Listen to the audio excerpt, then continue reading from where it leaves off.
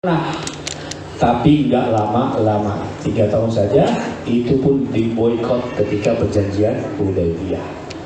Bapak ibu yang miskin sudah lama, bapaknya miskin, kakeknya miskin, kita miskin, anak udah calon miskin lagi. Kalau lebih dari 3 tahun kita miskin, artinya ikut Nabi nggak? Kalau nggak ikut Nabi, nah lo, siapa yang miskinnya sudah lebih 3 tahun, miskin jangan lama-lama, ya. Segera naik. UMR adalah batas kita supaya diakui saja sebagai punya penghasilan. Sementara itu kalau kita mau kaya raya harus banyak hartanya, ya. Dan Nabi mencontohkan seorang pedagang, istri beliau pun seorang pedagang. Ibu-ibu, masya Allah, ya, Khadijah radhiyallahu, ya kan, kaya raya dan tanpa hutang dan tanpa riba, dan habis hartanya untuk membantu agama dan dakwah sang Rasul sampai akhir hayatnya. Seandainya tulangku bisa digunakan untuk menjadi jembatan orang yang sedang berjuang di jalan Allah, silahkan gunakan tulangku. Masya Allah. Ibu siap digunakan tulangnya buat jembatan para mujahid? Yang benar, kayak kontrak ya, dengan waris. Maka ibu-ibu punya potensi yang besar, ya. Bagaimana istri Nabi, kemudian Nusaibah, banyak para akhwat yang mereka menggunakan hartanya buat agama Allah. Yang masjid Depok pun orang-orang perempuan luar biasa sekarang ini. Dan sekarang mudah-mudahan ibu semua akan menjadi Khadijah akhir zaman. Takbir. 4 sahabat Nabi pedagang, Abu Bakar pengusaha, Umar pengusaha, Utsman bin Affan, masya Allah, orangnya sudah meninggal. Saat ini di Mekah masih ada hotel atas nama Utsman bin Affan, ya. Orangnya sudah meninggal dunia, hotelnya diwakafkan, dikelola secara profesional, keuntungannya buat umat Islam, masya Allah. Dari mana? Dari sumur yang dikuasai oleh Yahudi, datang Utsman bin Affan. Apakah Utsman ketika jumpa orang Yahudi yang menguasai sebuah sumur bawa pasukan? Apakah Utsman jumpa Yahudi yang menguasai sumur membawa senjata? Apakah Utsman yang akan bernego dengan orang Yahudi tadi membawa banyak demonstrasi massa? Apa yang Utsman bawa?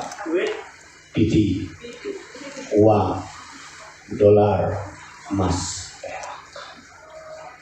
ya. Dan berapa harga sumur ketika itu? 20.000 dirham dikali 70.000, 1,4 miliar. Subhanallah, setelah dibeli diwakafkan. Padahal kalau akan jual beli, boleh nggak sumur itu milik Utsman?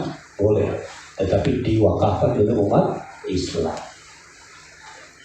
Setelah diwakafkan, dikelola, menyiari 550 pohon kurma. 1 pohon kurma setara dengan 1 pohon kurma setara dengan 1 hektar sawit hasilnya, ya. Artinya Utsman bin Affan memiliki 550 hektar pohon sawit. Bapak, ada yang punya 500 hektar sawit? Halo? Utsman bin Affan seperti itu, soleh, hafal Quran, menantu Nabi, khalifah ketiga, dijamin masuk surga, isi dompetnya miliaran, masya Allah. Kita doakan supaya Ustaz Abbas punya miliaran. Nanti beli pom bensinnya diwakafkan, keuntungannya buat jemaah masjid. Allah, takbir. Itulah harta, ya, harta Utsman bin Affan yang sampai sekarang bermanfaat. Subhanallah. Demikian pula Abu Bakar As-Siddiq, sahabat Nabi. Bilal dicaci maki, dipecut, mau dibunuh, dengan batu, tapi dia katakan ahadun ahad. Kemudian datang Abu Bakar menyelamatkan Bilal. Pertanyaannya, menyelamatkan seorang budak yang sedang dikuasai oleh orang kafir tadi dengan apa? Dengan senjata? Dengan pasukan? Dengan demonstrasi? Tetapi dengan titih lagi. Bawa 300 ukiah emas, dibeli Biladin Rabah, dan setelah dibeli dimerdekakan. Seandainya Abu Bakar tidak punya piti, bilang bebas nggak ya? Seandainya Abu Bakar lagi tompes, lagi bangkrut, apalagi macam kita yang $2 per hari, bisakah Bilal selamat? Tidak. Ya, artinya Nabi pedagang, sahabat pun seperti itu. 10 sahabat utama yang dijamin masuk surga, kebanyakan para pedagang. 4 khalifah. Abdurrahman bin Auf ini multi triliuner yang paling kaya di antara para sahabat. Sa'ad bin Abi Waqqas, Tolhah bin Ubaidillah, transaksinya $1.000, 1.000 dinar per hari. 1 dinar 4 juta, 4 miliar transaksi bisnisnya Tolhah bin Ubaidillah, dijamin masuk surga. Zubair ibn Awam, Abu Ubaidah bin Zarah, Sa'ad bin Abi Waqqas. Ternyata 10 sahabat Nabi, kebanyakan orang kaya, dan dia gunakan hartanya untuk membela agama Allah Subhanahu wa Ta'ala. Bagaimana dengan kita? Dan ketika Umar bin Khattab pun sama, memberikan santunan kepada guru ngaji. Dalam kitab Al-Iqtisad lil Amilul Mu'min Umar bin Khattab, disertasi S3 seorang doktor jaribah, subhanallah, di Ummul Qura, menyebutkan gaji guru ngaji zaman Umar 15 dinar per bulan. 1 dinar berapa, Bu? Halo? 4,25 gram emas, 1 koin dinar. Guru ngaji sibuk ngajar.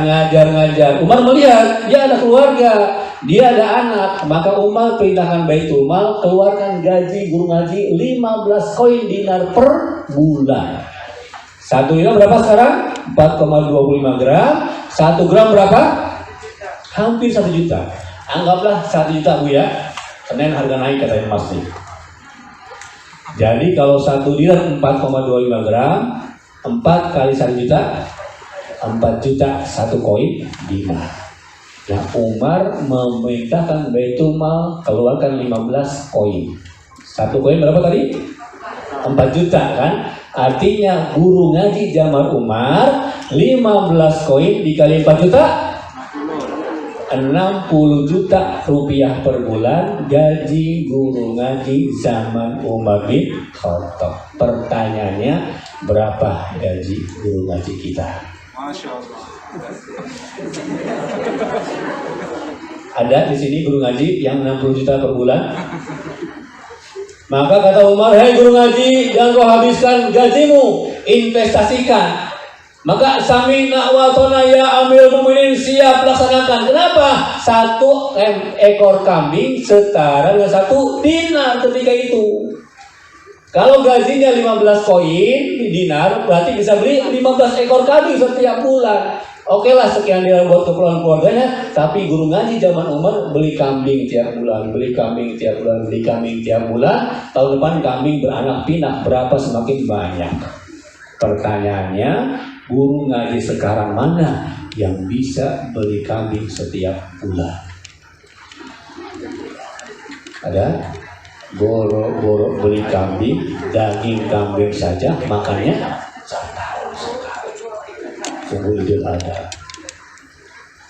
Ya, jadi Bapak Ibu semua yang belum penghasilannya 60 juta per bulan, lebih baik jadi guru ngaji zaman Umar bin Khattab. Doakan kami mudah-mudahan bisa menggaji guru ngaji kita 60 juta per bulan.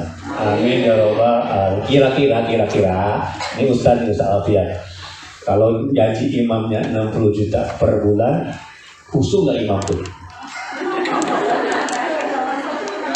Ya, anak muda punya istri di rumah 60 juta per bulan gaji imam, khusus nggak, Bu?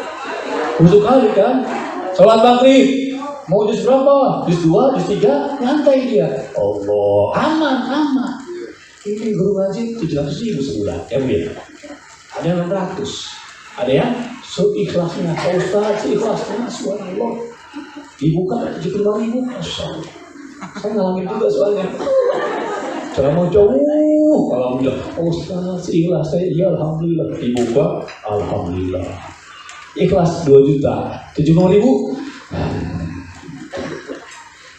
Nah, mudah-mudahan terbuka pikiran bahwa Islam itu hebat, Islam keren, Islam kaya raya.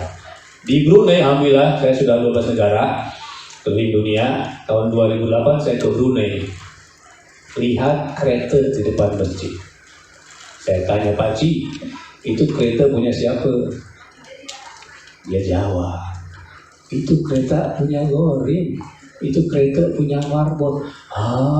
Marbot punya mobil sedan. Allah Akbar. Emang berapa gaji Marbot di Brunei? 2.000 ringgit Brunei. 1 ringgit 11.000 dikali 2.000, 20 juta gaji Marbot di Brunei.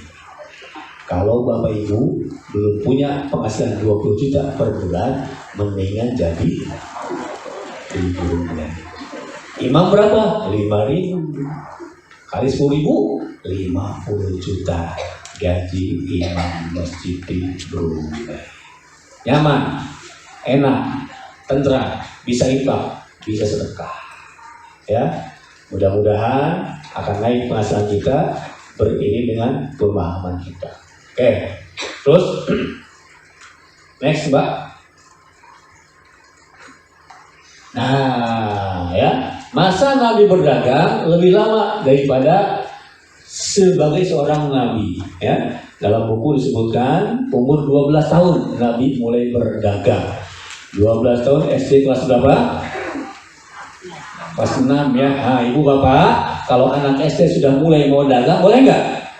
Boleh. Nabi mulu.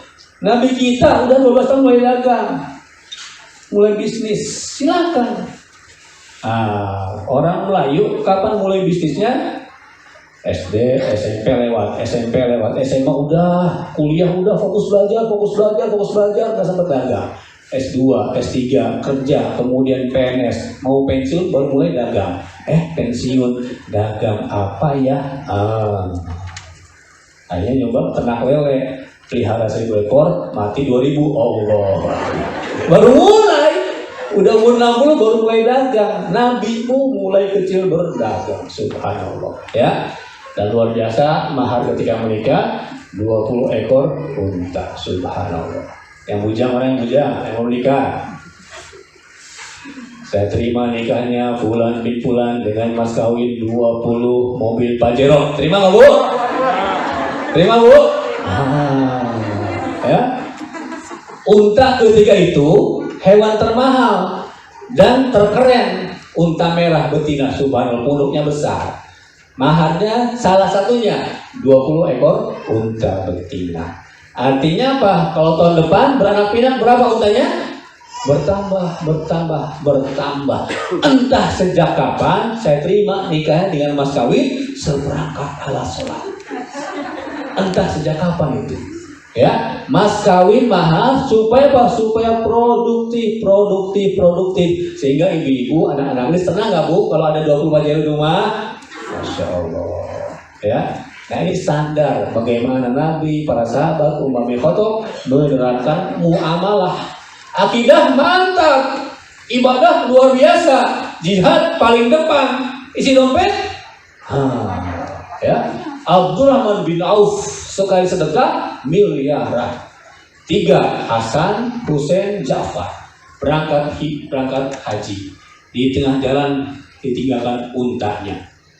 Kemudian silaturahim ibu-ibu dimasakkan kambing dan susu kambing. Tak lama kemudian jumpa di Madinah dengan ibu-ibu tadi.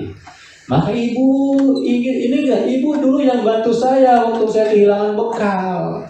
Maka Hasan mengeluarkan 1.000 dinar dan 1.000 kambing hadiah buat ibu yang nolong di masa lalu. Kita ingat 1 dinar 4 juta, kalau 1.000 dinar 4 miliar. Sedekah Hasan gara-gara dibantu oleh ibu lama tahunnya lalu. Dan 1.000 ekor kambing.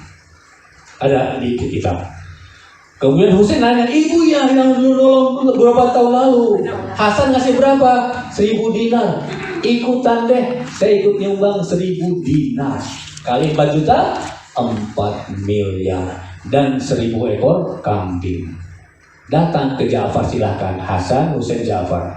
Bu, Husain kasih berapa? 1.000 dinar, 1.000 kambing. Husain, Hasan, 1.000 dinar, 1.000 kambing. Kalau gitu saya kasih ibu 2.000 dinar, 2.000 kambing. Masya Allah. 2.000 kali 4 juta, 8 miliar sedekahnya Ja'far. Bapak Ibu, pernah kita dengar sumbangan jemaah masjid 8 miliar ada? Sumbangan fulan bin fulan 1 miliar ada? Yang sumbang berapa biasa? 10.000 dan 2.000. Kita lihat video berikutnya.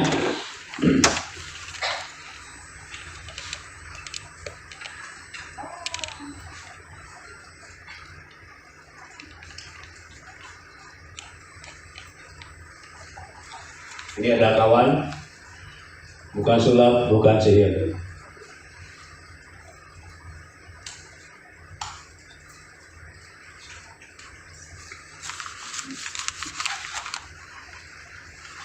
Jadi Bapak Ibu semua, betapa Islam dan kekayaan nempel, ya. Entah sampai kapan muncullah paradigma Islam miskin, Islam bodoh. Oke.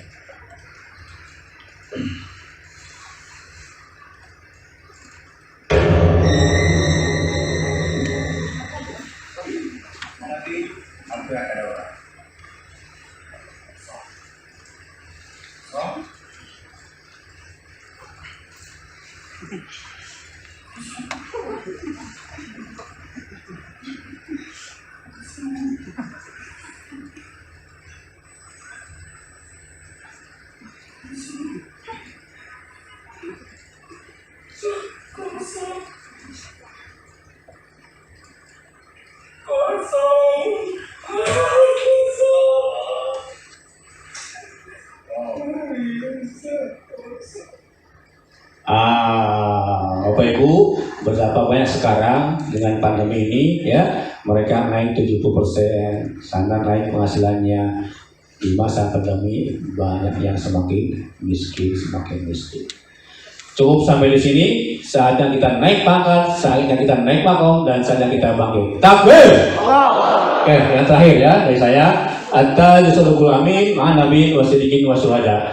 Pedagang yang sedang tertidur bersama para nabi, sidikin dan syuhada, ya. Ada jalur khusus buat para pedagang. Ternyata kita bukan keturunan nabi, kita bukan orang yang senantiasa benar, kita pun bukan syuhada, belum sampai makomnya. Tetapi kalau kita menjadi pedagang yang jujur dan terpercaya bersama di barisan para nabi, sidikin dan syuhada. Alhamdulillah, bergabung di tempat ini komunitas 100 juta, insya Allah akan dibimbing 100 juta omset, 100 juta profit, dan 100 juta sedekah. Siapa yang niat kalau sampai tahapan berikutnya sedekah 100 juta per bulan? Yang mau angkat tangannya. Catat ya. Bapak, kalau nanti ikut training ini, kemudian patokannya nyampe 100 juta, kemudian saatnya sedekah 100 juta sebulan, siap sedekah kan? Siap. Benar nih? Siap. Jangan buat kali lagi. Ya. Bagaimana caranya? 3A ya. 3A. Pertama, Allah dan Rasulullah. Nah ini para pemuda kadang-kadang lupa kalau sudah mulai bisnis, ya. Al halalul bayyin wal haramun bayyin. Halal sudah jelas, haram sudah jelas. Hitam itu hitam, putih itu putih. Yang di tengah-tengah abu-abu, remeng-remeng. Mohon maaf yang pegawai negeri, mohon maaf yang sering main tender. Hitam tetap hitam, putih tetap putih. Abu-abu, ya. Dalam babu niat hadis Arba'in Nawawi, kalau kamu jumpai abu-abu tinggalkan, ya kan? Selamat iman dengan meninggalkan area yang abu-abu. Tapi kalau abu-abu hajar bleh, nggak apa-apa, nggak kerasa, dosa belakangan. Nah, dia akan kegelisahan, ya. Dan subhanallah zaman sekarang salah satu gelisah keluarga gelisah negara, gelisah bangsa, gelisah masyarakat, gara-gara hampir semua transaksi kebanyakan dengan ribawi. Alladzina yaquluna riba la yaqumun illa kama yaqumul ladzi yatakhabbatu syaitanu minal mas. Orang-orang yang makan riba tidaklah dia berdiri, melainkan berdirinya orang yang kemasukan syaitan karena penyakit gila. Maka kenapa gelisah, kenapa resah, kenapa tidak ada ketenangan, suami istri banyak masalah, anak narkoba, tetangga berbagai macam masalah. Tengok Bapak Ibu, apakah harta yang ke rumah ada unsur ribanya? Kan cuma 1%, sami mawon. Ya, bodoh wae, handphonenya riba, motornya riba, mobilnya riba, rumahnya riba. Bagaimana mungkin akan bahagia? Tak bisa. Ya, subhanallah, ketahuilah ya. Faman ja'u mau'izatun min rabbih fantaha kalau masalah. Kalau sudah datang informasi, datang YouTube-nya, datang Instagram, datang Twitter, datang gambar satu sama WhatsApp, riba tinggalkan, masih kekeh juga, masih ngeyel juga, ya, faulaika ashabul nar, mereka penghuni neraka. Wa halallahu bai'a wa harama riba. Allah halalkan jual beli dan Allah haramkan riba. Di sini insyaallah kita tanpa riba dan belajar jual beli yang cash, yang tunai, insya Allah akan penuh keberkahan. Yang kedua, anak dan keluarga.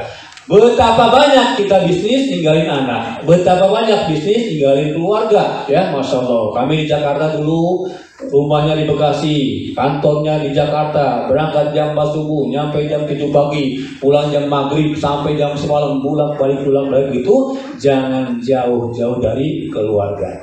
Bapak makin naik bisnisnya, makin jauh dengan keluarga. Hati-hati, lama kelamaan rumput tetangga lebih hijau.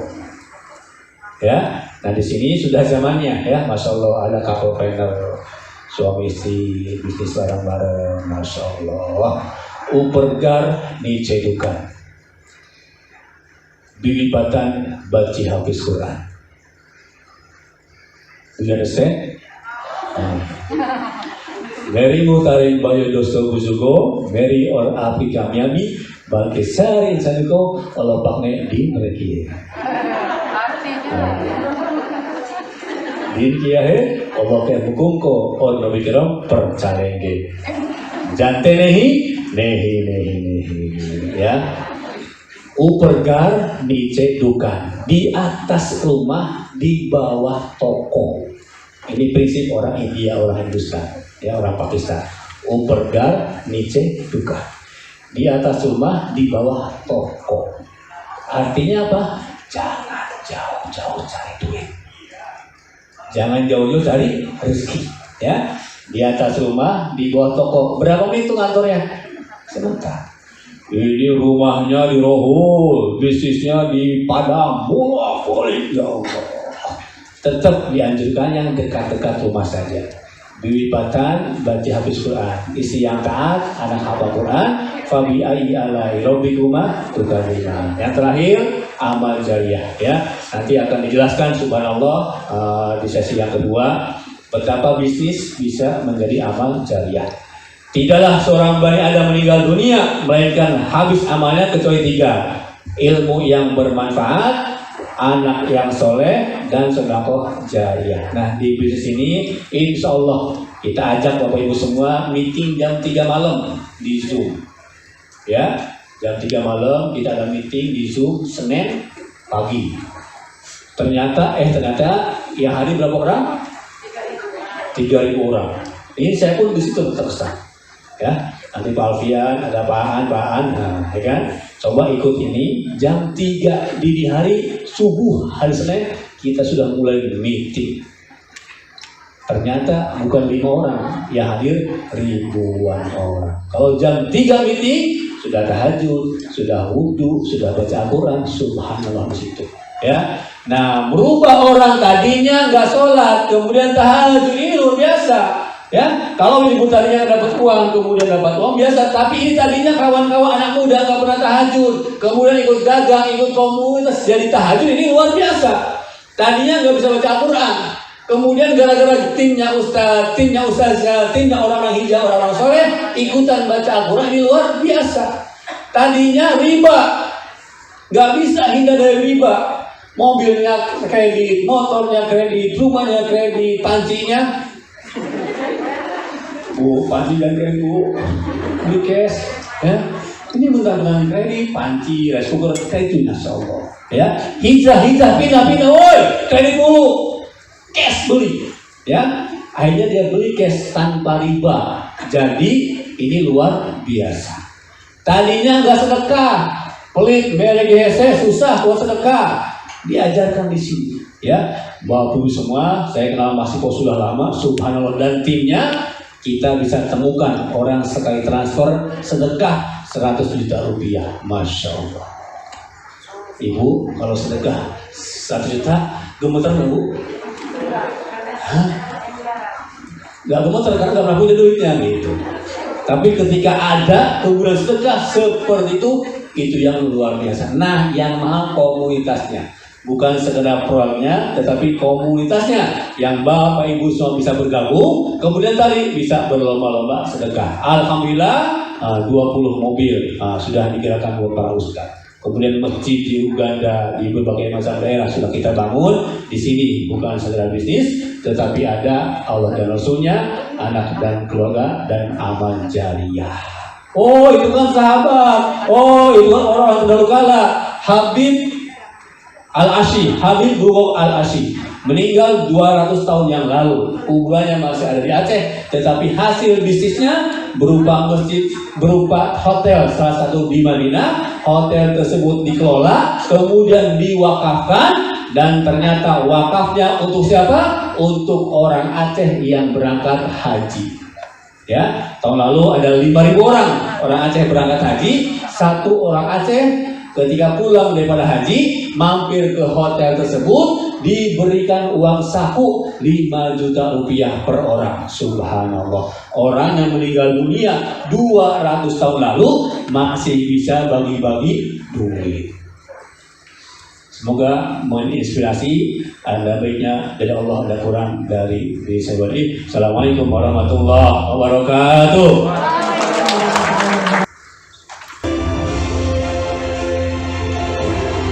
Mari kita sambut bersama Ibu Riri Sulaiman. Tepuk tangannya dong. Iya. Ngeri banget nih, berasa tinggi banget saya. Baik, assalamualaikum warahmatullahi wabarakatuh.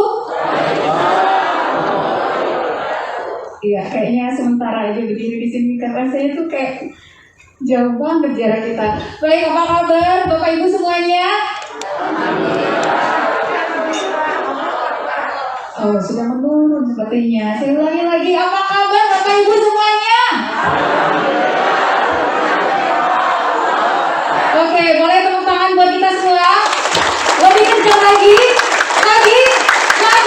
tinggi lagi. Oke, baik, terima kasih. Masya Allah, alhamdulillah.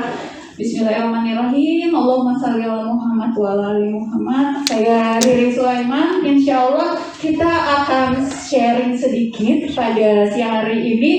Tadi sudah dimulai oleh Ustadz Abdul Haq bercerita kenapa sih kita sebagai muslim harus berdagang. Kenapa kita sebagai muslim harus kaya. Karena selama ini mungkin kita nggak kepikiran gitu. Taunya oke, aku habis kuliah, habis sekolah, yang penting tamat, habis itu ngelamar kerja. Kalau belum terima kerja ya udah tunggu aja. Benar? Ada seperti itu? Ada. Baik. Nah, tadi sudah kita udah bicara kenapa harus berdagang. Rasulullah sudah mencontohkan, sahabat juga Bunda Khadijah gitu kan. Nah, sekarang saya akan sharing mengenai gimana caranya biar ketika kita menjalankan bisnis atau kita berdagang itu bisa menghasilkan atau bisa memberikan hasil yang dahsyat, berkah, berlimpah, insya Allah.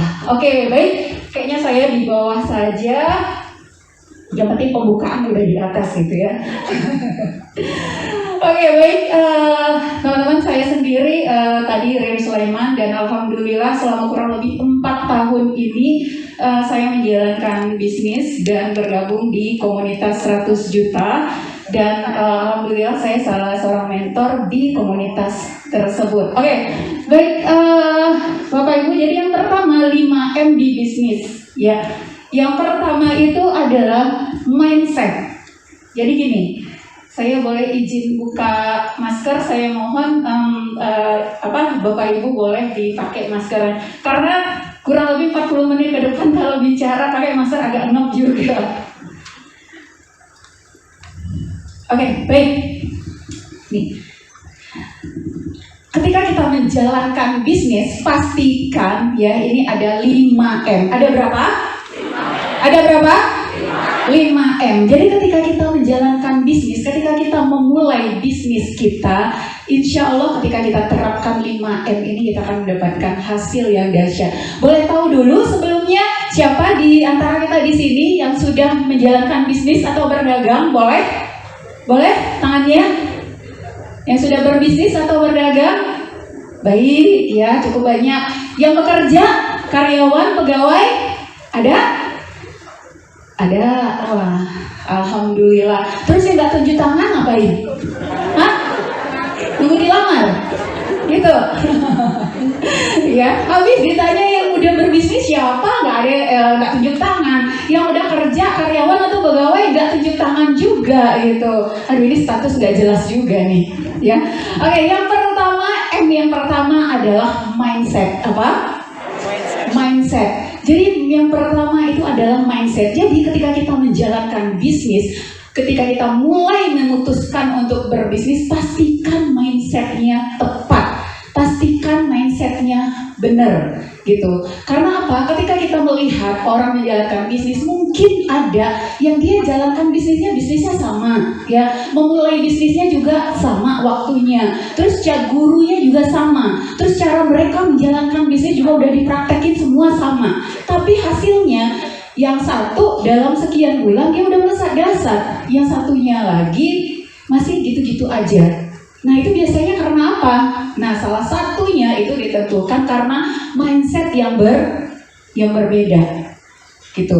Nah di sini ada saya tulisan mindsetnya harus impian besar dan luaskan kebermanfaatan. Oke. Pernah di satu pertemuan saya bertanya, ibu kenapa menjalankan bisnis gitu? Oh iya Mbak, saya sekarang menjalankan bisnis karena anak-anak saya sudah mulai gede, nggak perlu terlalu diurusin lagi. Jadi ya udah, daripada nggak ada ngapa-ngapain di rumah, saya jalankan bisnis online dari rumah. Syukur-syukur kalau misalnya laku jualannya, banyak yang beli, jadi lumayan untuk nambah belanja dapur. Ada yang seperti itu? Ada. Terus saya ketemu lagi, Mas kenapa menjalankan bisnis sekarang? Ya saya itu sudah 1 tahun tamat kuliah Mbak. Nah saya itu sekarang udah ngelamar kerja, tapi belum diterima lamaran kerjanya satupun. Jadi daripada saya nggak ada ngapa-ngapain, ya udah saya coba aja jalankan bisnis jualan online iseng-iseng. Jadi nanti kalau misalnya bisnisnya jalan laku gitu, lumayan lah untuk nambah beli BBM. Ada yang begitu? Ada. Ya, saya tanya lagi, Mbak kenapa menjalankan bisnis? Iya, saya itu kalau cuma berharap dari penghasilan suami kayaknya tidak terlalu longgar perekonomian atau penafkahan rumah tangga kami Mbak. Ya udah makanya saya jalankan bisnis di rumah iseng-iseng. Mudah-mudahan kalau misalnya ada penjualan lumayan gitu ya, buat nambah beli bedak saya. Jadi nggak perlu minta lagi sama suami. Ada yang begitu? Ada. Itu adalah mindset. Apa? Mindset. Ya, jadi mindsetnya adalah apa? Mindsetnya adalah sekedar. Mindsetnya adalah syukur-syukur. Ya. Nah, jadi teman-teman atau Bapak Ibu di sini tahu bukan? Karena di dalam agama kita dikatakan Allah seperti prasangka hambanya. Allah seperti prasangka hambanya. Artinya ketika kita mulai menjalankan bisnis, terus mindset kita, pola pikir kita, apa yang menjadi niat kita atau target kita hanya sekedar, hanya untuk cukup, maka yang akan kita dapat juga ya sekedar. kita tuh seringnya nih tanpa kita sadari, ya kita tuh tanpa kita sadari kayak nyalahin Allah. Astagfirullahaladzim. Kenapa? Karena misalnya kita, aku tuh udah bisnis loh, aku udah jalankan, aku udah posting, aku udah tawarkan gitu. Ya tapi ya mungkin memang belum rezeki, memang Allah kasihnya segitu. Benar gak? Kita sering gitu gak? Sering gitu, padahal Allah seperti prasangka hambanya. Cek pikiran kita udah yakin gak Allah maha besar? Kita udah yakin gak bahwa lewat ikhtiar kita yang sungguh-sungguh ini Allah akan bisa berikan apa yang menjadi harapan kita sejauh impian itu kita sandarkan kepada Allah gitu. Nah, jadi cek mindsetnya. Artinya ketika kita menjalankan bisnis, pastikan begitu kita melangkah, begitu kita mulai, pastikan mindsetnya benar. Nah, misalnya gini, Mbak kenapa mau menjalankan bisnis? Iya, saya pengen menjalankan bisnis karena 11 tahun saya bekerja jadi pegawai, saya belum punya tabungan sedikit pun.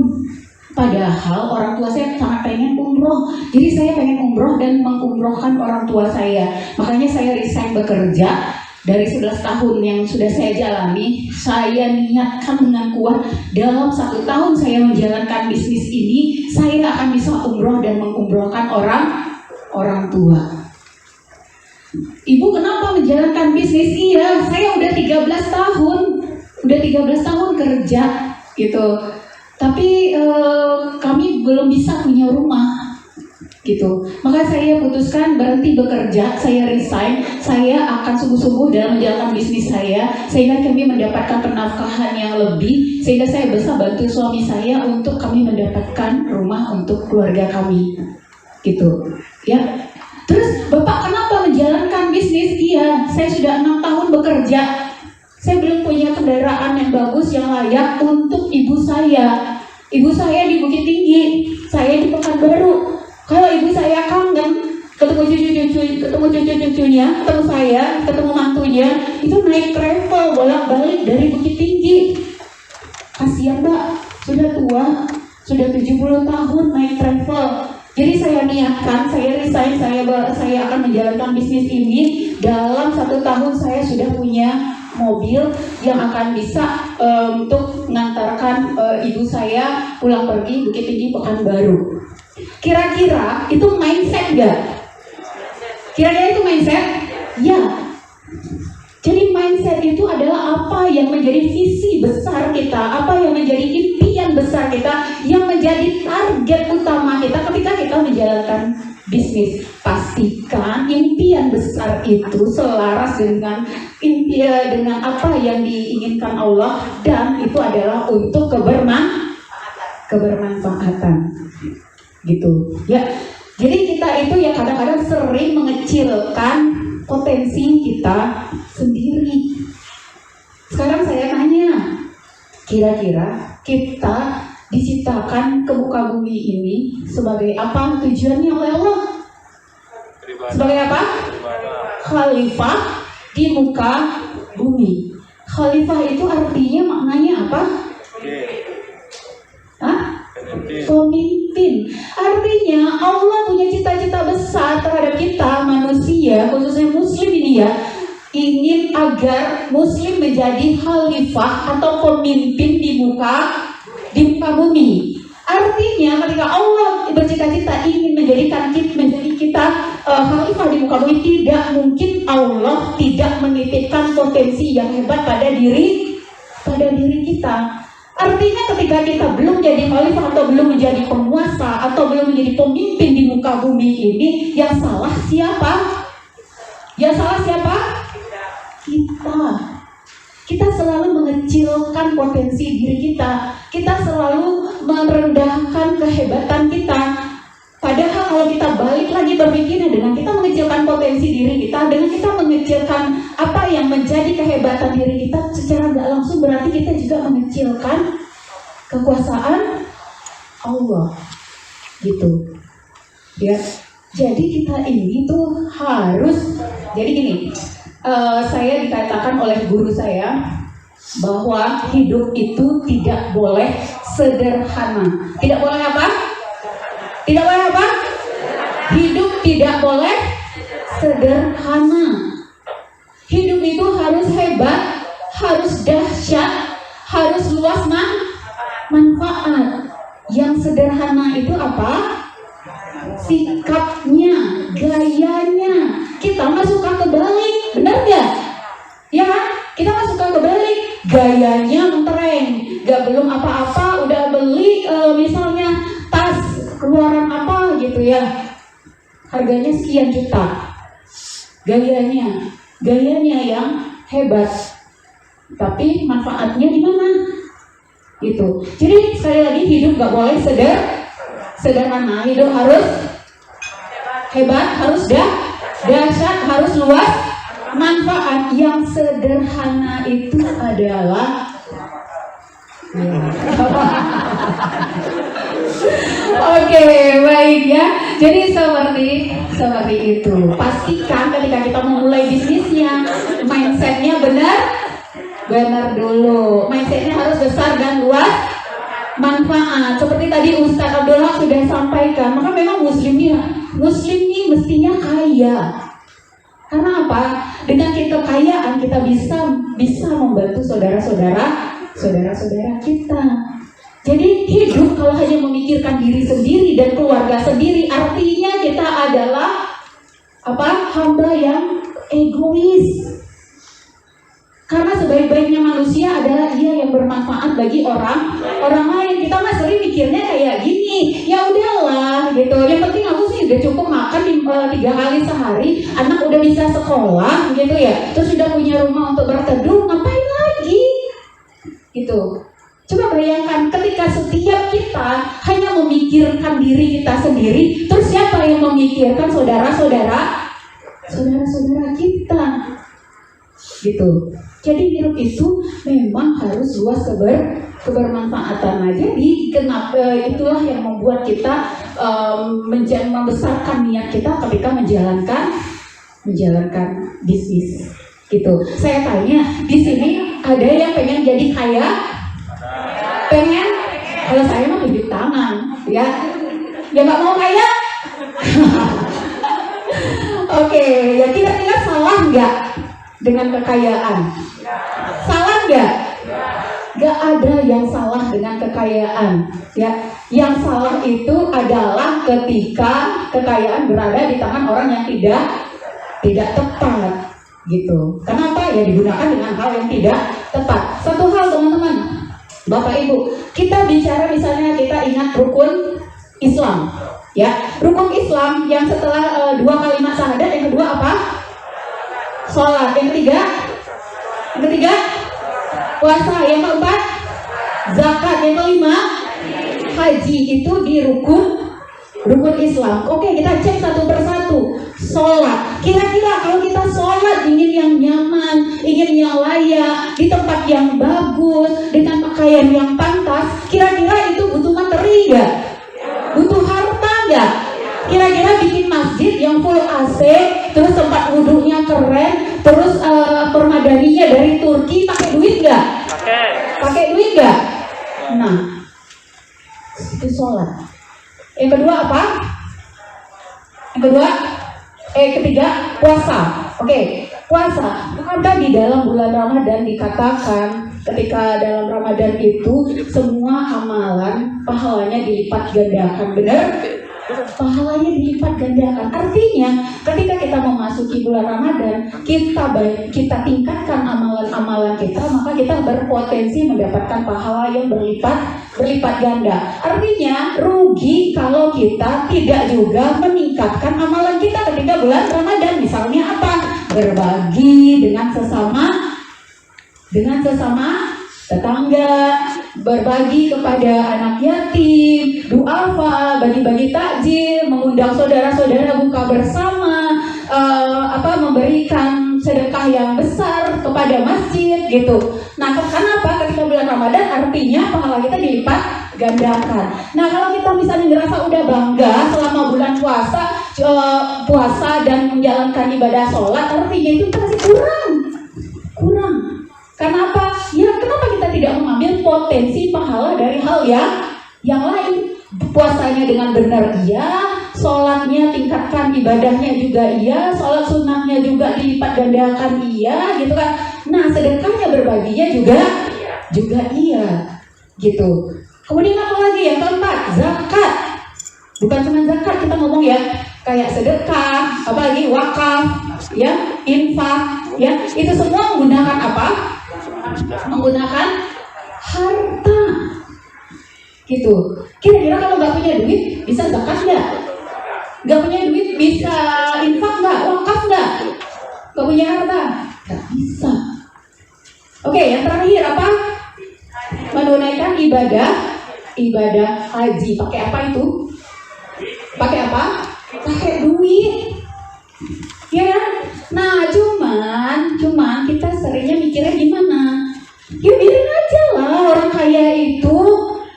Biarin aja kalau dia memang punya banyak duitnya, ya udah silakan dia zakat, kan emang dia yang wajib zakat. Ya, biar aja dia punya banyak duit, dia mau sedekah ya sedekah lah. Biarin aja dia yang kaya yang punya banyak duit tuh bangun masjid di kampung. Mau sedekah berapa dia, mau nyumbang berapa dia, gitu. Benar? Kita selalu melihat kepada orang lain. Kita bilang ya udah dia memang sih dia memang kaya, makanya dia bisa naik haji. Terus kita gimana? Sekarang namanya tadi yang salat, puasa, zakat, naik haji itu adanya di mana? Adanya di mana? Rukun Islam. Rukun maknanya apa? Rukun wajib. Artinya Allah berprasangka bahwa semua muslim itu ya pasti akan bisa melakukan itu semua. Makanya Allah tadi rukun wajib. Kitanya aja yang memudah-mudahkan. Kitanya aja selalu berpikir ya udahlah yang orang kaya aja, ya udahlah biar dia banyak duit aja, ya udahlah dia kan paling kaya di kampung dia aja. Terus kitanya kenapa kita nggak berpikir ya Allah mampukan aku agar bisa juga menjalankan ibadah sholat dengan baik. Aku akan menyumbang sekian AC di masjid itu. Ya Allah aku akan memberikan makan anak yatim sekian banyak orang. Ya Allah aku akan membangun masjid. Aku akan membangun rumah tahfiz. Aku akan naik haji. Aku akan mewakafkan tanahku, mewakafkan rumahku dan segala macam. Kenapa bukan kita yang berpikir seperti itu? Gitu. Kita selalu bilang biar aja lah dia, gitu. Ya, jadi itu adalah mindset. Oke, jadi mindsetnya harus benar dulu, besar dan untuk luas kebermanfaatan. Ya, oke. Kemudian yang kedua magic habit. Jadi pastikan ketika kita menjalankan bisnis lakukan dua hal ini secara selaras. Magic habit yaitu apa? Ilmu langit dan ilmu buminya harus benar-benar dijalankan, dua-duanya ditingkatkan. Ilmu bumi itu apa? Ilmu bumi itu jadi gini, ketika kita menjalankan bisnis, anggap misalnya bisnis kita hanya dalam tanda kutip ya katanya itu hanya bisnis online, gitu, menjual lewat handphone, menjual lewat marketplace, menjual lewat media sosial. Nah kira-kira untuk sekecil itu kita perlu ilmu nggak? Perlu. Ya, walaupun jualannya online, kalau cuma sekedar posting, sekedar nulis, sekedar ngajak-ngajak orang, itu mah hasilnya tidak akan maksimal. Makanya ada orang yang jualan online-nya sukses, ada yang jualan online-nya akhirnya 3 bulan, wih aku nggak bakat. Padahal apa yang dia lakukan? Nah itu, misalnya kalau kita jualan online, ilmu apa yang harus kita kuasai? Copywriting, benar? Nulis copywriting, ya. Terus apalagi WA marketing. Terus apa lagi? Ya, Instagram marketing, media sosial dan segala macam. Terus gimana bikin konten yang menarik, yang isinya nggak jualan mulu. Jangan media sosialnya hari-hari setiap postingan, ayo sis, kita ready PO ya. Untuk yang warna merah, kuning, hijau, silakan langsung chat di WA gitu.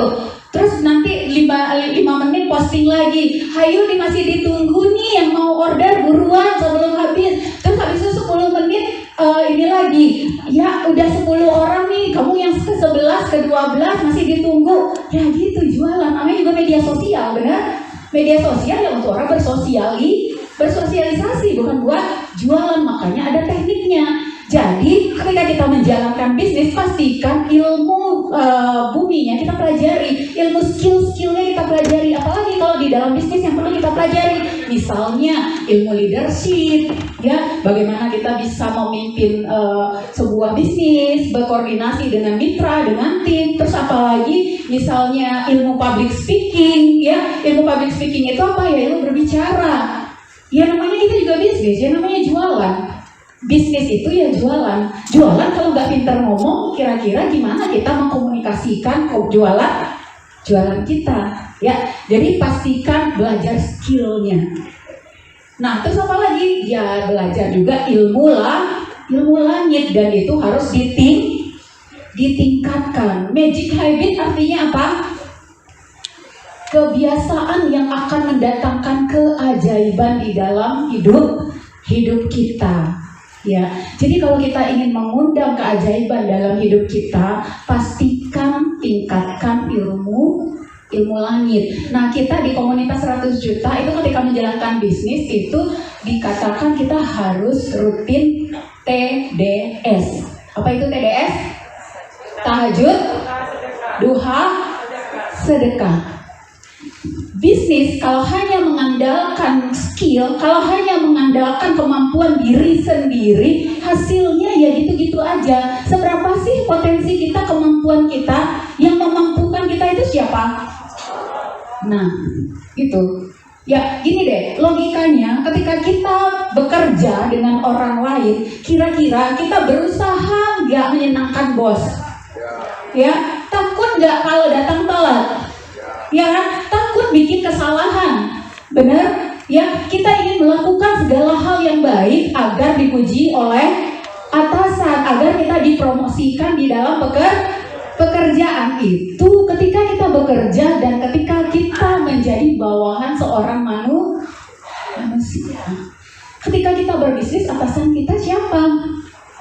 Allah. Ya udah, pasti lakukan semua hal yang menyenangkan Allah. Jadi ketika kita menjalankan bisnis, pastikan tahajudnya rutin, duhanya rutin, sedekahnya rutin, dan setelah rutin kemudian ditingkatkan.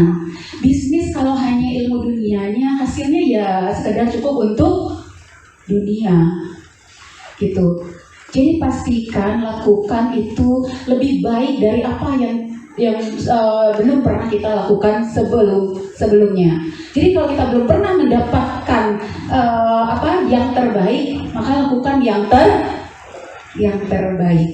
Itu apalagi selain rutin tahajud, selain rutin duha, selain setiap hari sedekah, ya sedekahnya setiap hari, yang tiap hari ada, yang tiap minggu ada, yang tiap bulan juga ada, yang sedekah ekstrim juga harus ada.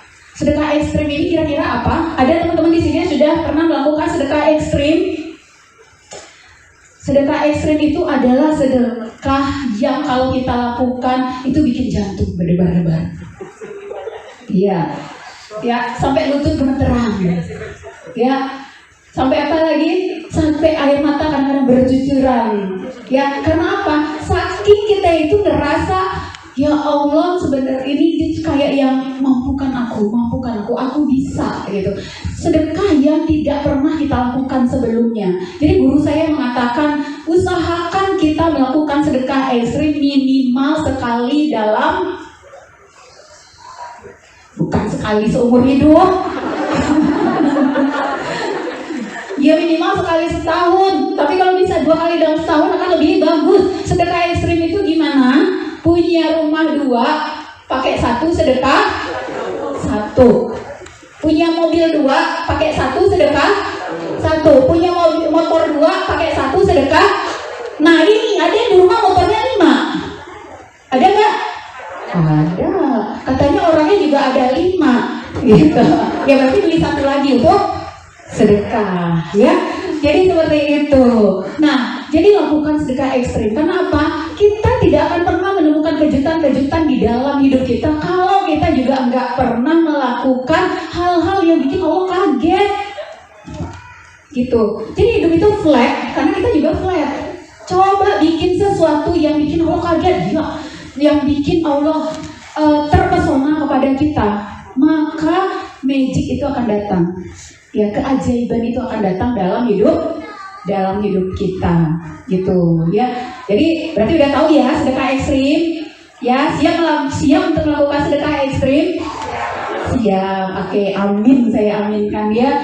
Oke, kemudian jadi di ilmu langit dan ilmu bumi apa aja lagi selain tahajud, duha dan sedekah? Bakti kepada orang tua. Beruntung, bersyukur kalau kita yang ada di ruangan ini masih punya orang tua. Karena apa? Itu adalah potensi rezeki, pembuka pintu rezeki terbesar kita. Ini enggak, kita kerja jungkir balik dari pagi sampai malam, balik pagi lagi, malam lagi, gitu kan. Orang tua nelpon, bentar ya Ma, aku lagi meeting. Bapaknya suruh pulang, aduh nggak bisa Pak, ini bos suruh ini, gitu. Nggak bisa Pak, nggak bisa dapat cuti lagi, gitu. Ya, kita suka lupa. Padahal pintu rezeki kita tuh ada di sana. Bakti orang tua. Nah, tadi Ustaz Abdul cerita tentang Mas Ipo. Beliau sudah kenal Mas Ipo seperti apa nilai-nilai hidup beliau. Dan yang paling saya yang boleh saya bilang teladani juga dari beliau adalah bakti beliau pada ibunya. Ibu beliau itu selalu mendapatkan fasilitas yang terbaik. Kita mah enggak. Misalnya nih, kita ngajak orang tua tinggal di rumah, ya kan? Kamar di rumah ada 3. Orang tua kamar yang mana? Yang mana? Yang di belakang. Panas, dikasih kipas angin doang. Kamar kita pakai apa? Pakai AC, kasurnya spring bed. Orang tua kasurnya apa? Nanti alasannya, iya orang tua saya bilang nggak apa-apa, nggak usah, katanya nggak usah ngerepotin, nggak usah lah Bu, ibu juga cukup ini. Nggak penting kita nanya orang tua itu mau atau enggak, kitanya aja ngasih, gitu. Jadi saya alhamdulillah banyak belajar dari beliau, tapi ya saat ini ibu saya sudah tiada dan yang saya sadari banget. Walaupun misalnya kita sudah berbuat rasanya nih ya berbuat banyak untuk orang tua kita, udah ngasih apa yang dia mau, udah misalnya membawa dia jalan-jalan kemana-mana, beliau pengen umroh, pengen haji, udah kita usahakan untuk beliau bisa umroh dan bisa haji, gitu. Terus kita juga udah memberikan cucu-cucu yang menyenangkan. Menurut kita sudah memberikan yang terbaik. Menurut kita udah menyenangkan orang tua, gitu. Padahal sedikit pun yang kita berikan itu gak ada apa-apanya dibanding apa yang sudah orang tua lakukan kepada kita. Dan itu benar-benar terasa ketika beliau sudah tidak ada, gitu. Jadi bagi yang masih ada orang tuanya, pastikan bakti orang tuanya, gitu. Pastikan. Setidaknya itu kalau nggak bisa ketemu kalau jauh tiap hari nelpon. Sekarang pertanyaannya yang masih ada orang tua dan tiap hari nelpon orang tuanya ada di sini. Alhamdulillah kalau ada, berikan yang terbaik untuk orang tua, ya. Untuk orang tua yang harus yang terbaik. Oke, jadi itu adalah yang kedua apa? Magic habit. Artinya ilmu bumi dan ilmu langitnya harus selaras. Tingkatkan skillnya, tingkatkan juga amalannya. Satu lagi amalan yang harus kita lakukan untuk magic habit apa? Yang ilmu langitnya selaras dengan pasangan, ya. Kalau kita istri berarti selaras dengan suami. Kalau kita suami harus selaras dengan istri. Jangan sering bertengkar, jangan sering selisih paham. Selisih paham biasa, tapi cari solusi. Oke, yang ketiga adalah mental tangguh. Ya, ini harus juga. Ketika kita memulai bisnis, pastikan kita persiapkan fondasi diri kita menjadi pribadi yang memiliki mental tangguh. Kira-kira di sini ada yang bisnis tapi masih baperan? Ada? Iya, aku udah ketemu sama dia. Terus pas aku ceritain gini, terus katanya, "Alah, itu bisnis apaan?" gue udah tahu lah, gue udah lebih hebat lah bisnisnya daripada itu, masa cuma segitu doang gitu. Terus langsung kita baper gitu. Atau misalnya, iya aku tuh udah coba bisnis online, aku udah coba posting 2 bulan, 3 bulan, tapi nggak ada yang respon, nggak ada penjualan, nggak ada closing. Ya udahlah, aku nggak bakat deh bisnis. Ada yang kayak gitu? Ada, udah nyerah. Logikanya teman-teman, ketika kita menjalankan bisnis, alhamdulillah saya pribadi bersama suami sudah hampir 20 tahun menjalankan bisnis kami bersama. Jadi yang namanya bisnis itu emang nggak ada yang gampang. Memang nggak ada yang gampang. Mungkin teman-teman di sini, Bapak Ibu di sini juga ada yang sudah menjalankan bisnis. Memang bisnis itu tidak mudah, tapi juga tidak terlalu susah gitu. Asal tahu triknya, ya ini. Jalankan ini, insya Allah akan lapang jalannya. Ya, jadi jadilah pribadi yang tangguh, yang dikit-dikit gak baper, atau misalnya sebulan 2 bulan udah langsung nyerah, udah terus ketika misalnya down, udah langsung nangis-nangis bombay. Ada yang ketipu misalnya 1 juta 2 juta, rasanya udah dendam, marah, dengki sama orang. Ada? Gimana kalau misalnya diuji sampai rugi miliaran? Gitu ya, tapi yang pasti alhamdulillah di bisnis yang kita jalankan di komunitas 100 juta itu potensi ruginya hampir tidak ada ya. Oke, kemudian yang keempat adalah apa? Mentor. Jadi ketika kita menjalankan bisnis, pastikan kita punya mentor. Mentor itu ibarat kompas ketika kita mendaki gunung atau ketika kita masuk ke dalam hutan belantara, gelap, gulita, dingin, serem gitu ya. Nah, ditambah lagi nggak ada kompas. Makanya ketika kita menjalankan bisnis tanpa mentor, bisnisnya itu jadi kayak yang meraba-raba. Mungkin akan sampai di tujuan, tapi jatuh bangunnya banyak, berdarah-darahnya banyak. Terus sampai di tujuannya jalannya juga muter-muter. Tapi ketika kita bisnis, kita belajar, kita didampingi oleh mentor, maka jalan kita untuk menuju sukses insya Allah akan lebih cepat. Karena apa? Mentor itu adalah orang yang udah melewati jalan yang akan kita tempuh gitu. Jadi kan dia tinggal bilang, kamu ya, coba kamu jangan lewat sana. Jalan sana itu lubangnya banyak. Nanti jalannya pelan. Kamu lewatnya sini aja. Ya kan? Jadi kita nggak perlu lewat itu. Tapi kalau kita nggak ada mentor, nggak ada yang nunjukin, ya akhirnya kita lewat sana gitu. Jadi pastikan harus ada mentor gitu. Jadi bisnis itu emang nggak bisa pinter-pinteran. Jadi kalau kita lihat banyak orang yang gagal di bisnis, salah satunya bisa jadi karena dia tidak punya mentor. Sekarang kan lagi banyak tuh anak muda yang pengen buka bisnis kafe. Ada? Benar? Banyak. Sewa rukonya 1 tahun, tapi 3 bulan udah tutup. Karena apa? Karena bisnis pinter-pinteran, gak tahu triknya, gak tahu tipsnya, main buka aja. Emang bisnis itu ya memang dimulai dengan otak kanan, langsung action. Tapi ketika udah jalan bisnisnya harus dijalankan dengan otak kiri, harus mikir strateginya gimana, sistemnya gimana, mengelola manpowernya gimana gitu, kelola keuangannya seperti apa, itu semua ada ilmunya. Oke? Yang terakhir adalah menjadi pribadi teachable. Ya, teachable itu apa? Mau belajar dan mau diajar. Pastikan ketika kita menjalankan bisnis, kosongkan gelas kita. Stay foolish, stay hungry. Jadi terus belajar, jangan pinter-pinteran. Jadilah pribadi yang mau belajar dan mau diajar. Kalau cuma mau belajar tapi nggak mau diajar, sama juga bohong. Ya, kita belajar nih, tapi di dalam hatinya, alah, yang diomongin mah biasa aja. Gue juga udah kerjain kok. Atau, mana mungkin kayak gitu. Enggak kok, aku udah pernah coba, nggak mungkin kayak gitu. Atau, itu pintar dia ngomong aja, pintar dia mengolah kata-kata. Gitu. Itu artinya dia belajar tapi nggak mau diajar. Akhirnya nggak action. Kenapa? Pembenaran diri sendiri.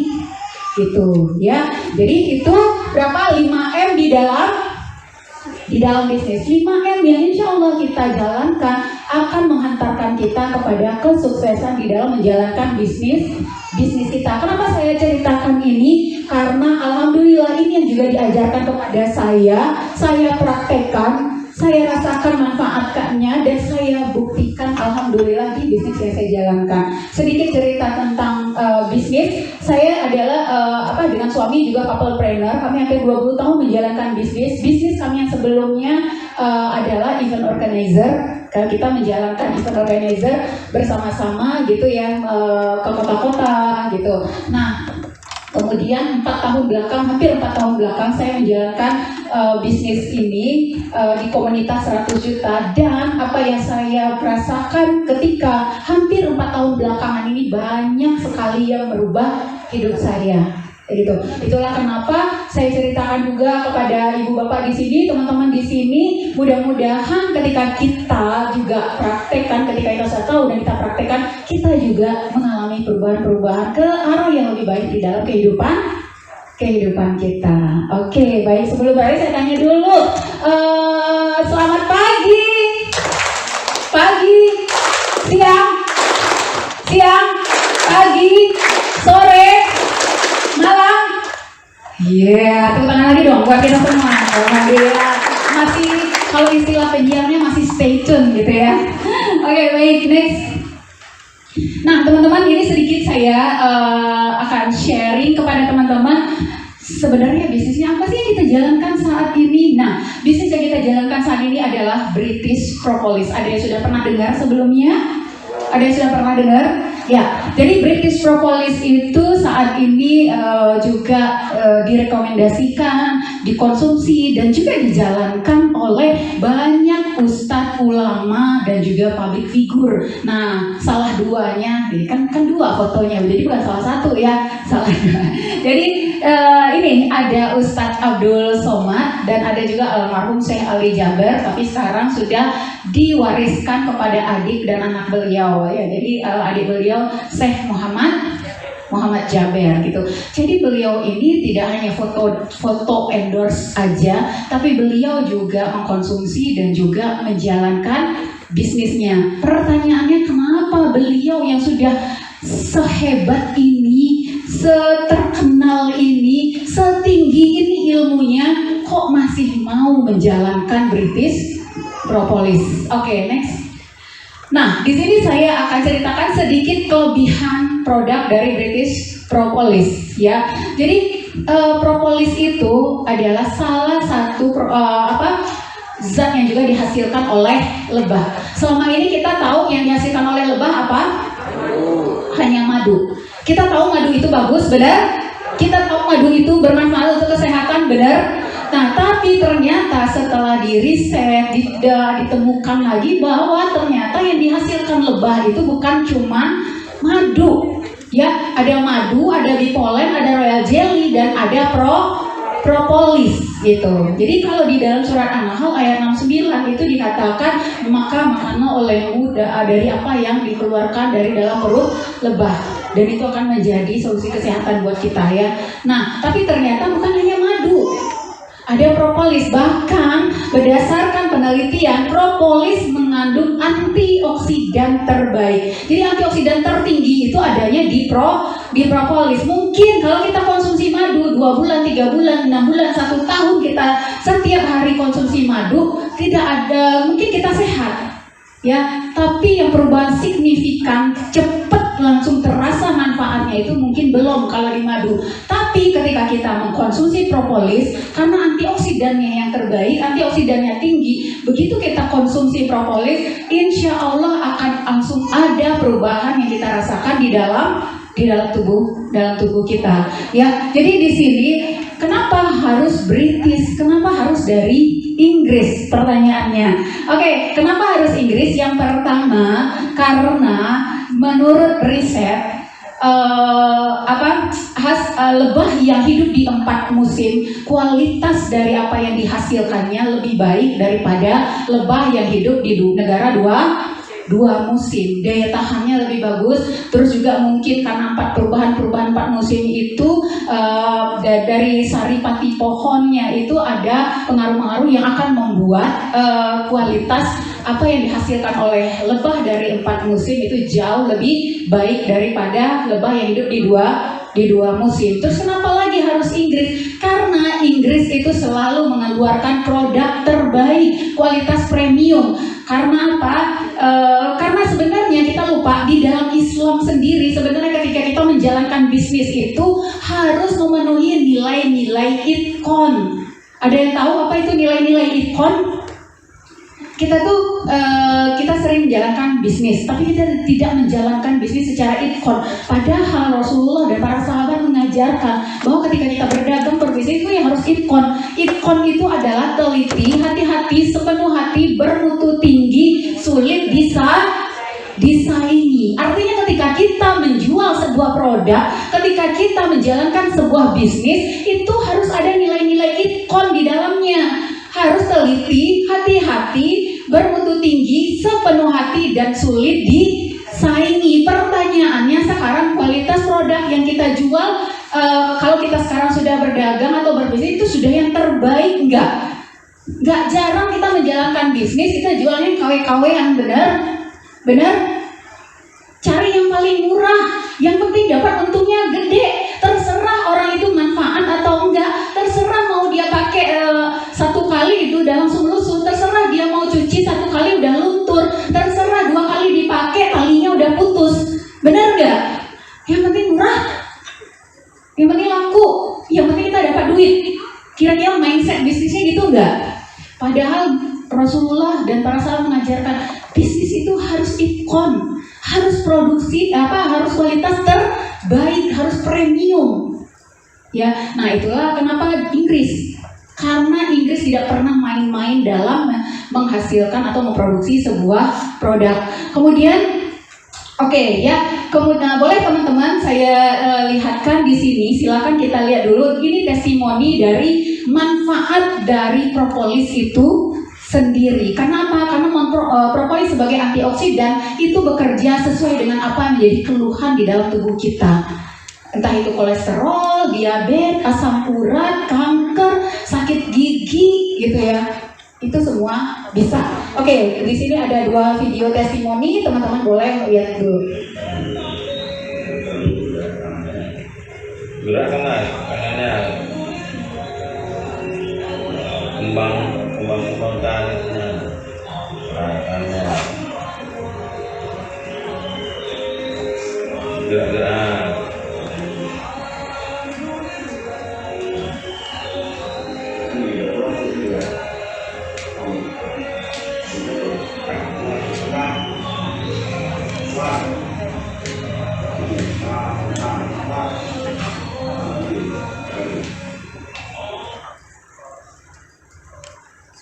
Oke, kalau tadi adalah stroke, yang ibu ini coba.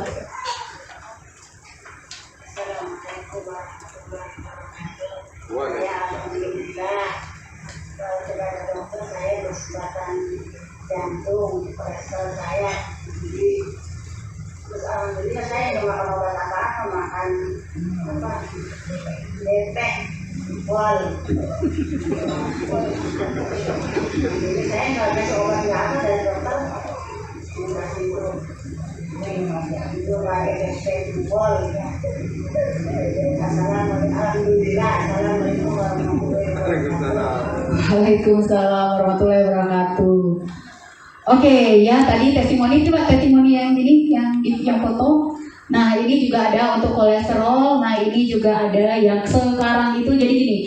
Banyak orang bilang bisnisnya menurun atau bahkan tutup selama pandemi. Tapi justru alhamdulillah kita di British Propolis itu alhamdulillah penjualan semakin meningkat selama 1,5 tahun atau bahkan hampir 2 tahun pandemi. Karena apa? Karena ternyata propolis sangat ampuh untuk keluhan positif COVID. Ya, saking viralnya pada awal-awal itu Facebook sampai ngeblok.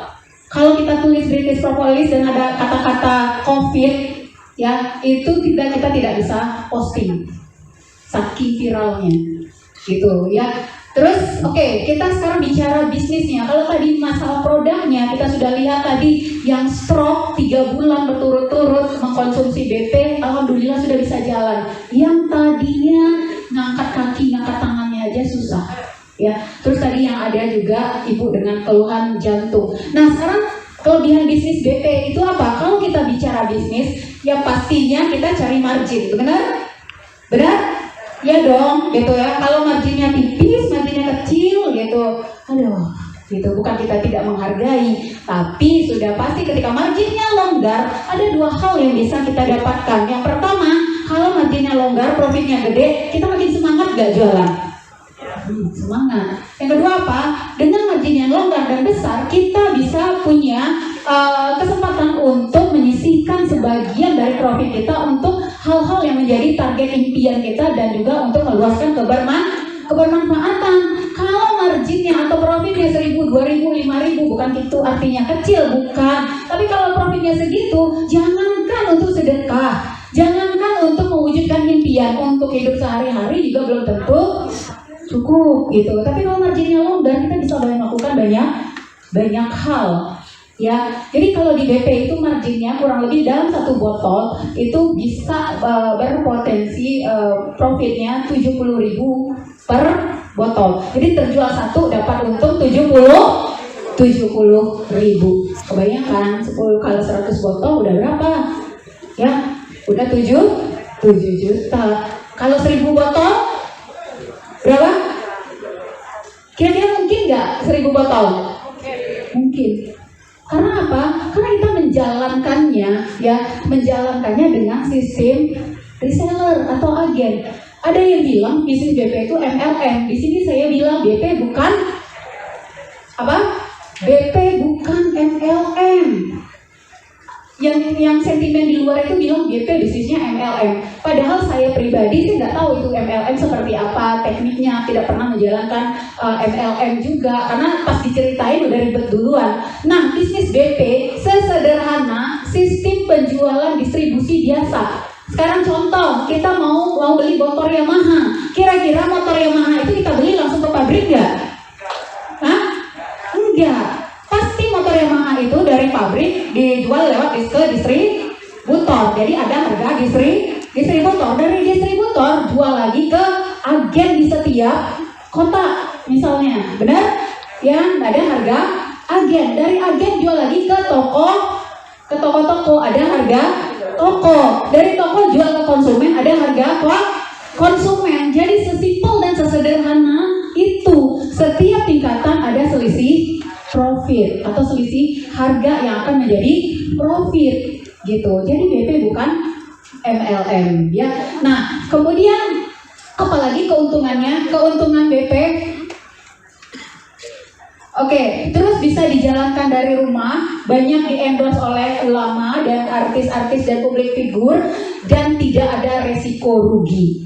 Yang dimana bisa resiko rugi, kita beli 10 ya, terjual 7, 3-nya kita konsumsi, satunya untuk orang tua, satunya untuk adik kita, terus karena mengkonsumsi kita jadi sehat, kira-kira rugi?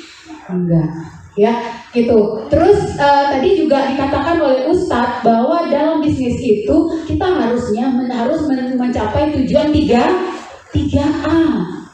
Dan di BP memang itu yang menjadi visi bisnisnya. Bisnis harus semakin mendekatkan kita kepada Allah dan Rasulullah. Bisnis adalah kendaraan kita untuk mencapai akhirat terbaik. Bisnis tidak hanya bicara tentang materi. Bisnis ketika hanya bicara materi, maka yang kita dapatkan juga hanya materi. Tapi ketika bisnis kita jadikan kendaraan untuk akhirat, menjadi tujuannya Allah, menjadi tujuannya menjalankan nilai-nilai yang diajarkan oleh Rasulullah, maka yang kita dapatkan insya Allah adalah berkah. Berkah itu sangat luas. Itu yang menjadi visi BP. Kemudian bisnis harus makin dekat dengan anak dan keluarga. Jangan bisnis itu makin menjauhkan kita. Dan pastikan lagi yang terakhir, bisnis itu harus ada amal jariah di dalamnya. Sekarang tanya, bisnis yang kita jalankan sekarang sudah ada amal jariahnya enggak? Itu karena apa? Karena amal jariah itulah yang akan menjadi tabungan kita kelak. gitu. Nah di BP banyak sekali hal yang bisa kita lakukan. Nanti setelah ini teman-teman akan bisa lihat videonya. Oke. Nah ini foto mobil double cabin. Mobil double cabin. Alhamdulillah selama bulan puasa kemarin kita di BP, ya kita di BP. Artinya itu kita semua yang menjalankan BP patungan sedekah. Akhirnya kita bisa membeli 20 unit mobil double cabin yang disumbangkan kepada yayasan-yayasan yayasan yang dikelola oleh ustadz-ustadz di berbagai provinsi. Salah satunya di Pekanbaru, kita serahkan kepada Yayasan Ustadz Abdul Somad. Ada yang julid, ada yang sentimen, katanya, ya iyalah BP itu cuma nyuruh yang reseller jualan keluar, habis itu manajemen banyak duitnya, manajemen beli makanya manajemen bisa beli mobil sebanyak ini terus disumbangkan. Siapa bilang manajemen yang menyumbangkan? Bukan. Yang nyumbang beli 20 mobil itu adalah kita semua yang menjalankan bisnis BP yang kita keluarkan dari profit kita gitu. Jadi kita berkontribusi di sini. Gak ada tuh ceritanya hanya manajemen juga tentunya. Tapi yang lebih banyak pastinya kita bersama. Oke, boleh teman-teman lihat video berikut ini.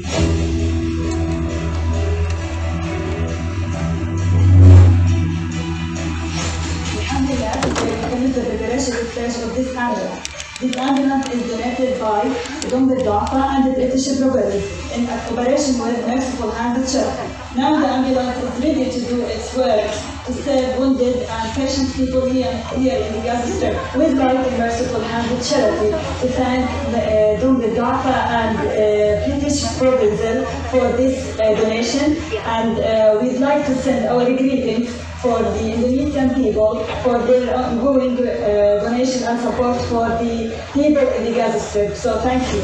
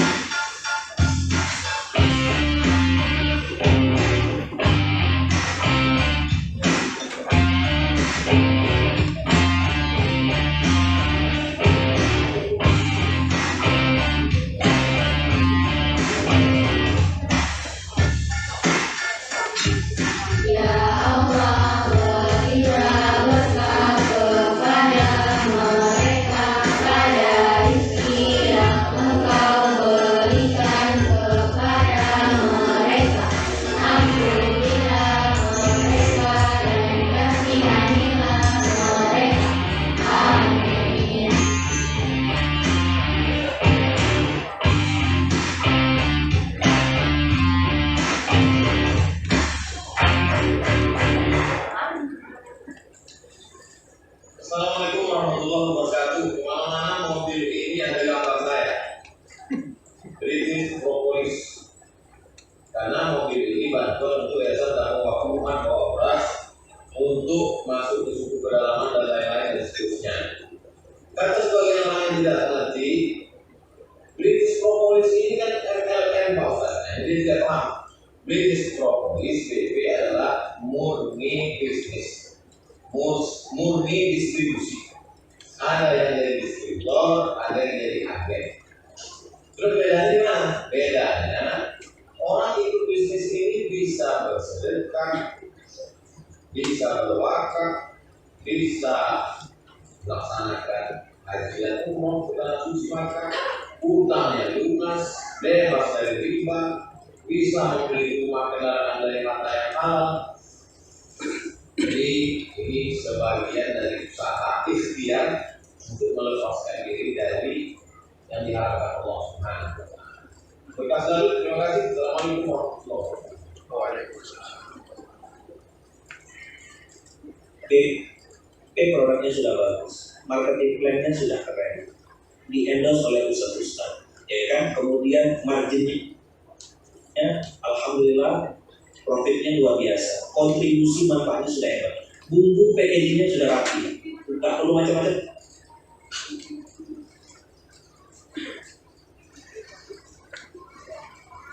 BP produknya sudah bagus, marketing plan-nya. Jadi saya dari sini tujuannya apa? Tentu adalah dalam rangka berusaha untuk mendapatkan penghasilan, di mana penghasilan itu insya Allah dengan bersama dengan itu mendapatkan penghasilan, saya bisa melakukan sesuatu lebih harta kepada orang lain, terutama pada pesantren seperti itu. Meskipun ada teman-teman sudah datang ke pesantren itu semua pun alhamdulillah, masya Allah, alhamdulillah. Puluhan anak sudah dapat orang tua asuh dari BP nih.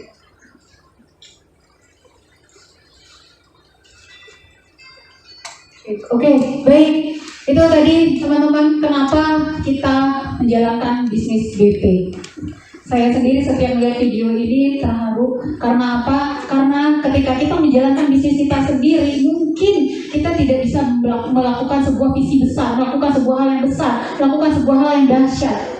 Tapi ketika kita menjalankan bisnis BP, kita bersama-sama bergabung di dalam satu visi besar yang itu tujuan utamanya adalah kebermanfaatan bagi umat, kebermanfaatan untuk dakwah, kebermanfaatan bagaimana muslim ini bisa menjadi kaya, berkah, dan bermanfaat.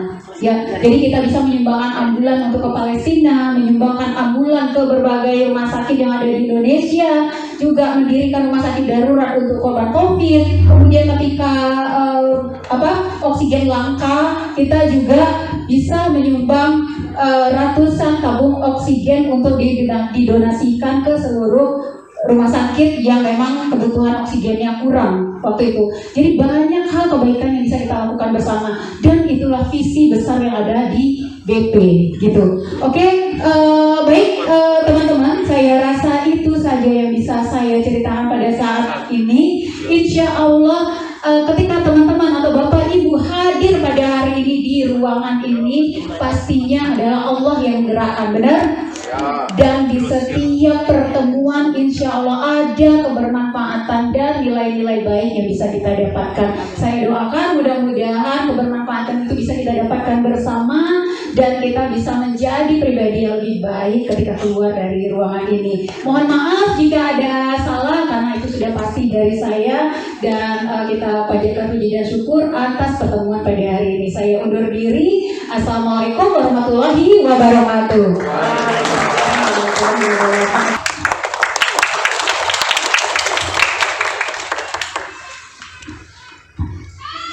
Bismillahirrahmanirrahim. Assalamualaikum warahmatullahi wabarakatuh.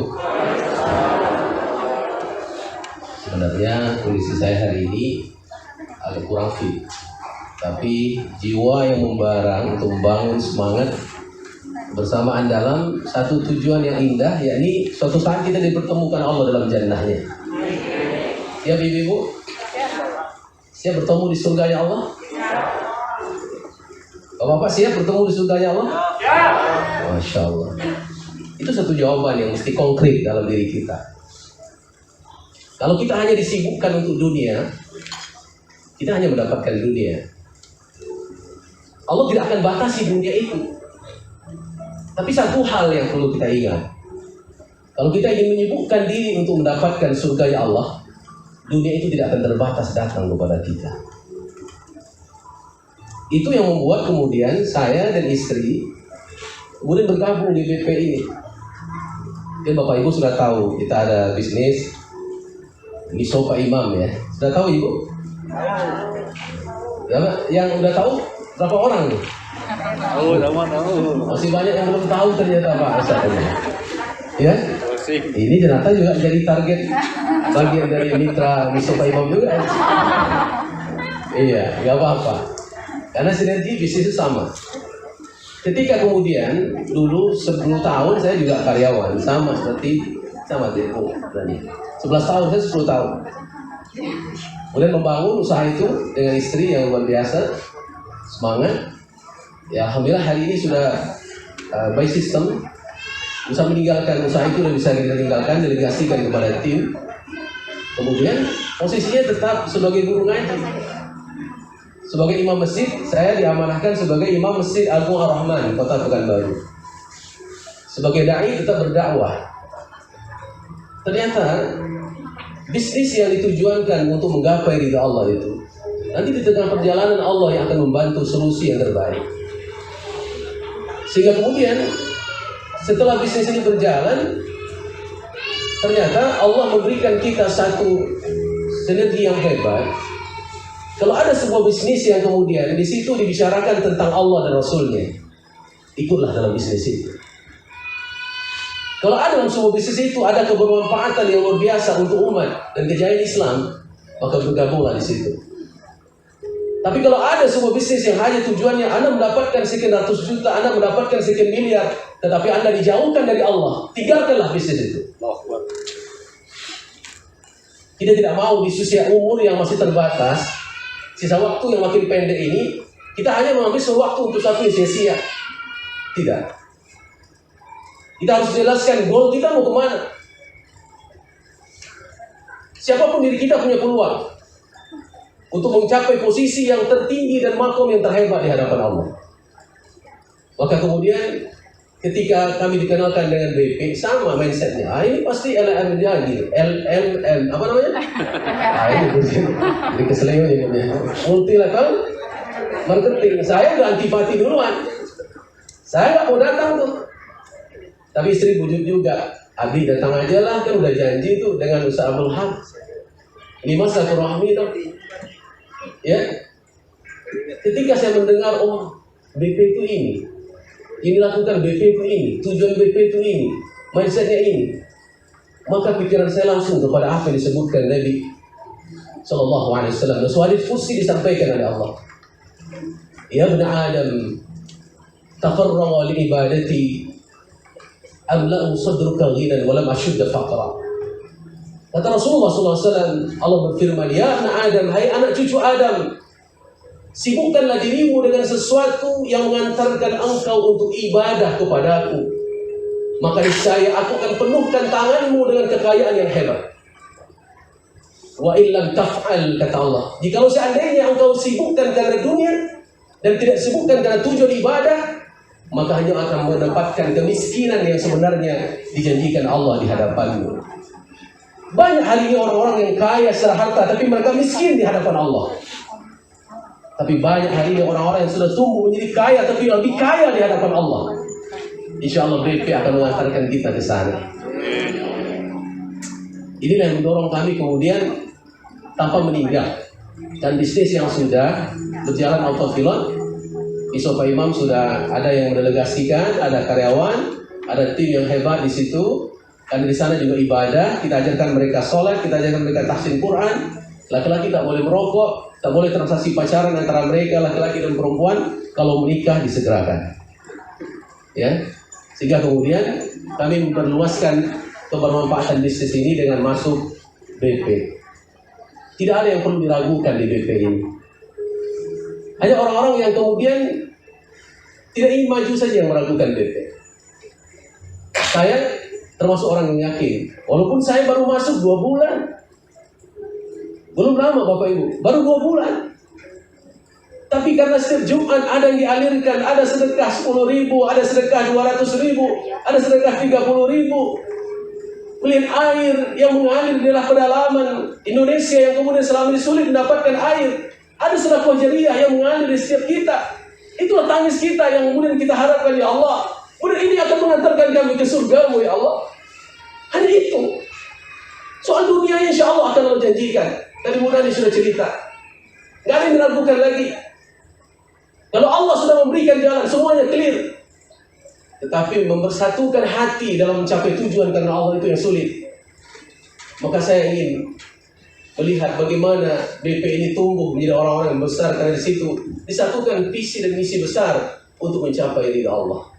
Sampai masih ingat saya apa yang dikatakan Pak Ipo itu. Kalau engkau sedang chatting, ibu-ibu sedang